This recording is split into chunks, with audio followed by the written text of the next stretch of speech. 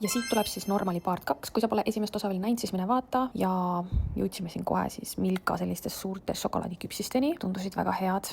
Edasi siit Tobleroni sellised minisoksid, jah.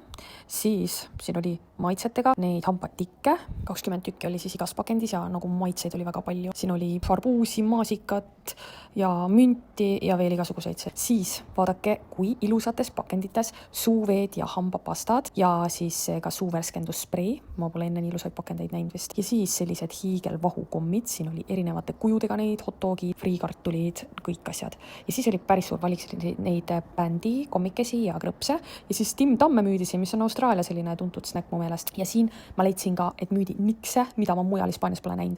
Ja nagu saad aru, need proteiinipatoonid maksid 1,60 vist, mõned olid 1,30 need vahvlid vist, aga nagu ma ei tea, võib-olla need Eestis on ka sama hinnaga, aga need tundusid väga soodsad. Ja siis oli siin ka suur valik bearbellse, nagu see lemon cheesecake ja siis ma leidsin veel sellise, mida ma polnud varem isegi näinud, key lime, mis asja. Ja siis oli lohiloo proteiinipatooniga. Ma ei tea, kas neid veel Eestis on, aga kunagi minu arust on olnud. Ja selline salted karamelli oma ka siin lohilooma, aga sellised joogid, nii et kui normalisse satute, võtke, need on mega head, veits meenutavad võib-olla vitaminvelli, aga tõesti maitsvad. Ja siis oli väga suur lai valik Toonise sokse, on ju, Hershey'st, salted caramel ja siis oli veel mingi cookies and coffee ja ühesõnaga väga lai valik šokse ja siis veel mingid megasuuruses kummikommid ja väga huvitava sellise croissandi kujuga snäkikesed siin, pokiseid, Milkasid, miljon erinevat hea hinnaga, Reese'ist ja siin veel neid bändikommid ja Skittles. Teate, see pakk maksis minu arust 1,40 vist äkki või? Igatahes väga hea hinnaga. Ja siis sellised vahukommikesed siin, ma polnud varem näinud selliseid. Ja teate, need kommikesed, Baalil müüakse selliseid ka, kusjuures mitte sama brändi, aga põhimõttega sellised lögaseid kummikomme. Ja siis oli huvitav valik pepsisid,